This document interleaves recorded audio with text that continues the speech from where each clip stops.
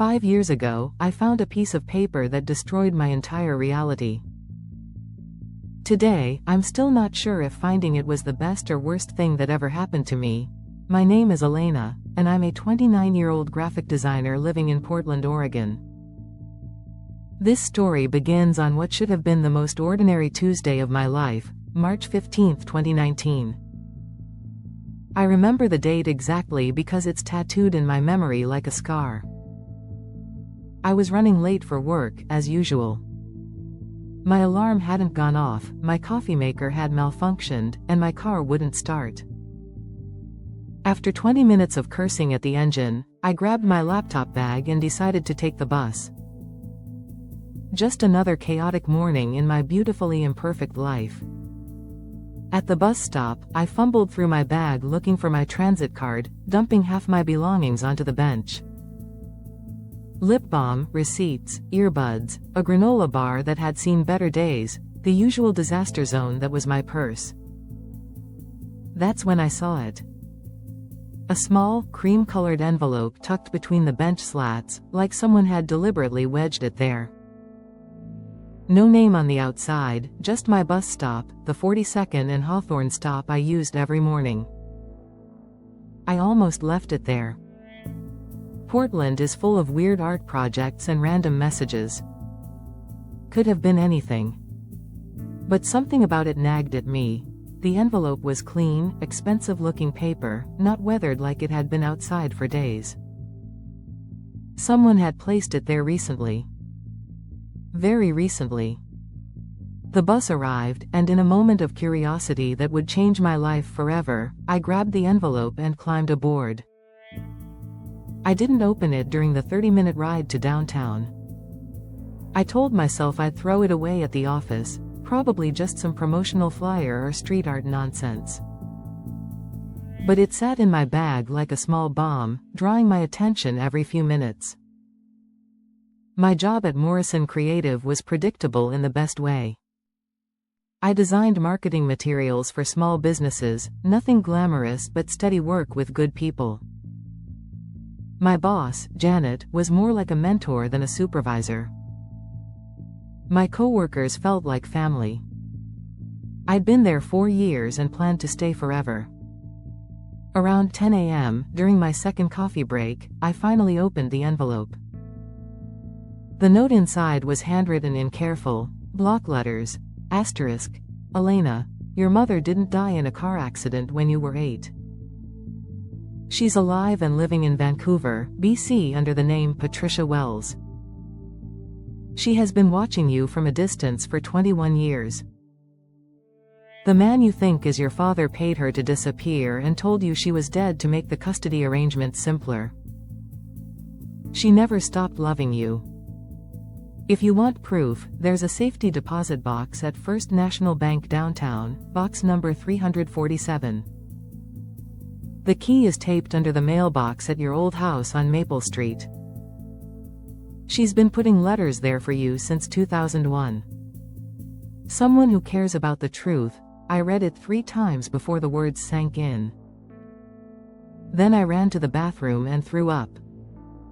My mother, Catherine Morrison, died in a car accident when I was 8 years old. I had memories of the funeral, of crying with my dad, of years of therapy to help me cope with the loss.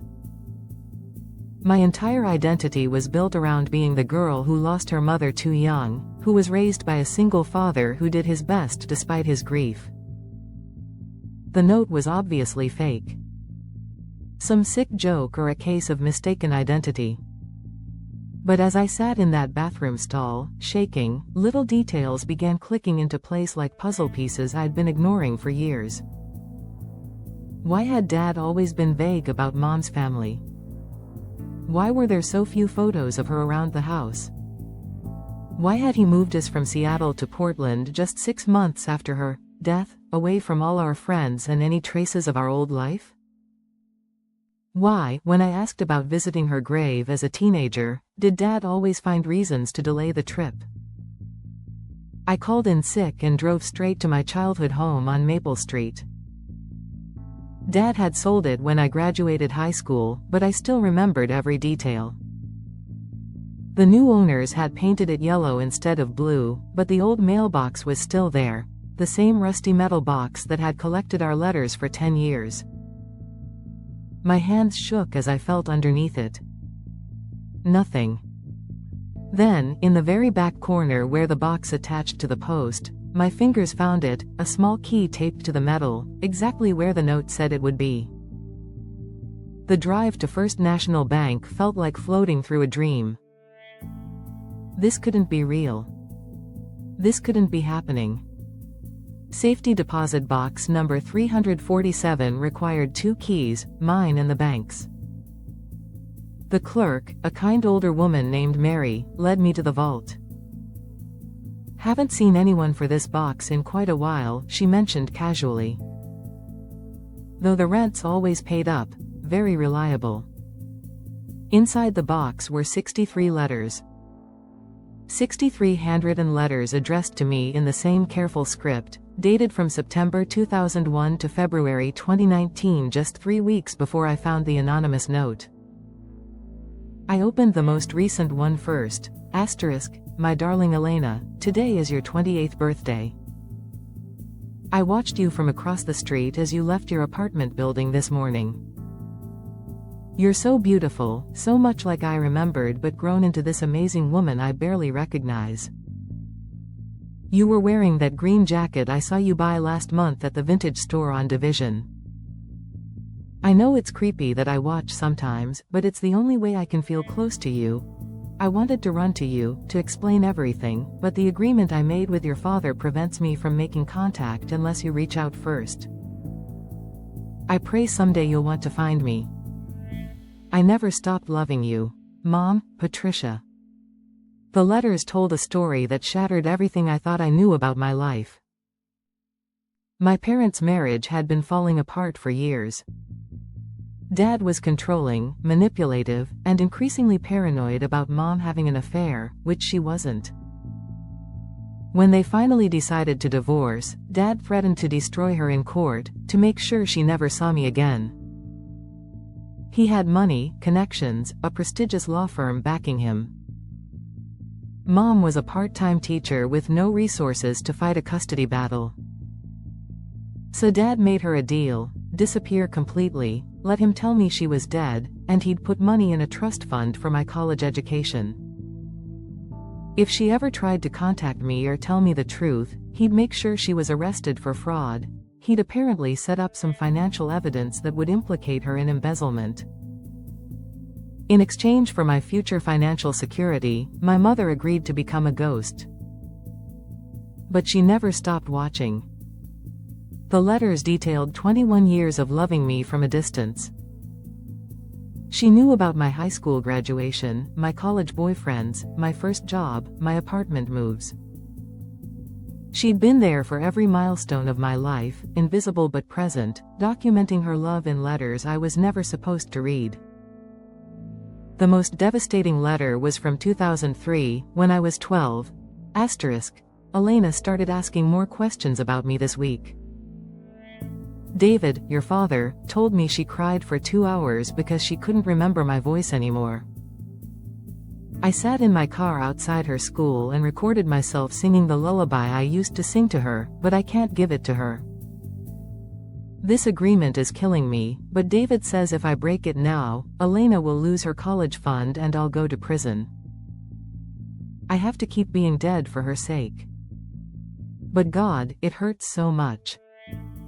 I called my father from the bank parking lot, shaking with rage. Elena, shouldn't you be at work? Is Mom alive, Dad? The silence stretched for 10 seconds that felt like hours. Elena, where is this coming from? Answer the question. Is Catherine Morrison, Patricia Wells, alive? Another silence. Then, quietly, you found the letters. The world tilted sideways. So you knew she was writing to me, and you said nothing. It was complicated, Elena. You don't understand the situation we were in. Bullshit. I screamed into the phone, not caring that people in the parking lot could hear me. You let me think my mother was dead for 21 years. You let me grieve a person who was alive. You stole my entire childhood. I protected you, Dad said, his voice getting defensive. Your mother was unstable. The divorce was ugly. I gave you a stable life, paid for your education, raised you right, by lying to me every single day of my life. Sometimes parents have to make hard choices. I hung up on him. The next phone call was to Vancouver Directory Assistance. There was indeed a Patricia Wells listed. My hands shook as I dialed the number. Hello? The voice was older than I remembered, but unmistakably familiar, like an echo from a dream. Is this Patricia Wells? Yes. Who's calling? This is Elena Morrison. I think you might be my mother. The sound she made was something between a sob and a gasp. Elena? My Elena, I found your letters, Mom.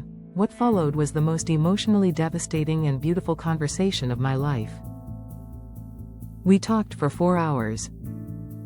She drove down from Vancouver that same day, and I saw my mother, my living, breathing, not dead mother, for the first time in 21 years. She looked exactly like I remembered but aged, with gray streaking her brown hair and lines around her eyes that came from 2 decades of hidden grief. When she hugged me in the parking lot of a Portland coffee shop, I broke down completely. The months that followed were chaos.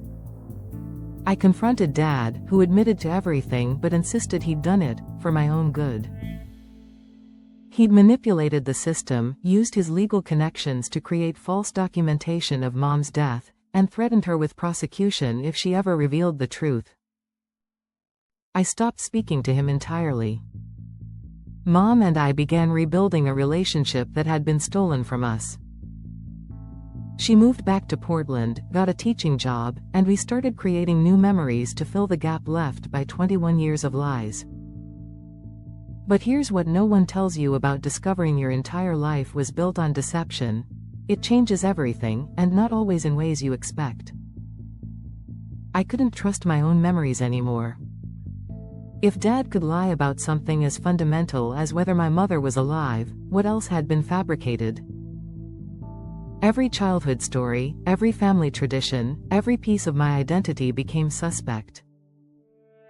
My relationship with Mom, while healing, was complicated by the fact that we were essentially strangers. She knew me from watching from a distance, but I didn't know her at all. We had to learn each other as adults, carrying the ghost of the mother-daughter relationship we should have had. I quit my job at Morrison Creative, too many painful associations with my supposed dead mother's maiden name. I moved apartments 3 times in 2 years, unable to feel settled anywhere. I went through a period where I obsessively investigated every detail of my childhood, trying to separate truth from lies. The worst part was the anger. Not just at Dad, but at Mom too. Why hadn't she fought harder? Why hadn't she found another way to contact me? Why had she agreed to disappear in the first place? I was 26 years old with no money and no legal resources, she explained during one of our difficult conversations. Your father had power, connections, and a willingness to destroy me if I didn't comply. I thought I was protecting you by ensuring your future financial security. But I needed my mother more than I needed college money. I know that now, but I was scared, and I believed him when he said this was the only way to keep you safe. The anonymous note that started everything? We never figured out who sent it. The handwriting didn't match anyone we knew. My best theory is that it was someone who worked at the bank, maybe Mary the clerk who had seen Mom's regular visits to update letters in the safety deposit box. But I've never been able to prove it. 5 years later, Mom and I have built something beautiful from the wreckage of our stolen decades. She knows my coffee order, my favorite movies, my terrible dating stories. I know about her life in Vancouver, her job teaching 2nd grade, the cat named Elena she adopted in 2005 because she missed me so much. But I still wake up sometimes wondering what else in my life might be a lie. I still feel rage at Dad, who destroyed a family with his selfishness and control. I still grieve for the childhood I should have had, the memories we should have made together, the version of myself I might have been if I'd grown up knowing my mother loved me enough to watch over me for 21 years. Dad sends cards on my birthday and holidays. I don't open them. He's tried reaching out through mutual friends, claiming he wants to repair our relationship, but some betrayals are too fundamental to forgive. He didn't just lie to me, he robbed me of decades with the person who loved me most in the world. The strangest part is that I'm grateful for that anonymous note, even though it destroyed my sense of reality. Living a lie, no matter how comfortable, isn't really living at all. The truth set me free, even though freedom turned out to be more complicated and painful than I expected. Sometimes I wonder about the person who wrote that note. Were they watching our family drama play out for years, waiting for the right moment to intervene? Did they know how completely it would upend my world? Did they realize they were giving me the greatest gift and the greatest curse of my life? I'll never know. But I've learned that anonymous actions can have consequences that ripple through generations. One person's decision to reveal a secret can destroy a family, or save it, depending on your perspective. The truth is rarely simple, and family secrets have a way of poisoning everything they touch, even when they're kept with the best intentions. I'm sharing this story because I know there are others living with family secrets, others who might be wondering if the reality they know is actually real. Maybe your anonymous note is still waiting to be found, or maybe you're the one who needs to write it for someone else. But here's my question for you: if you discovered that a fundamental truth about your life was actually a lie designed to protect you, would you want to know? Is it better to live comfortably with deception, or painfully with truth? And if you knew a secret that could destroy someone's world but also set them free, would you have the courage to write that anonymous note? What would you do if everything you believed about your family turned out to be carefully constructed fiction?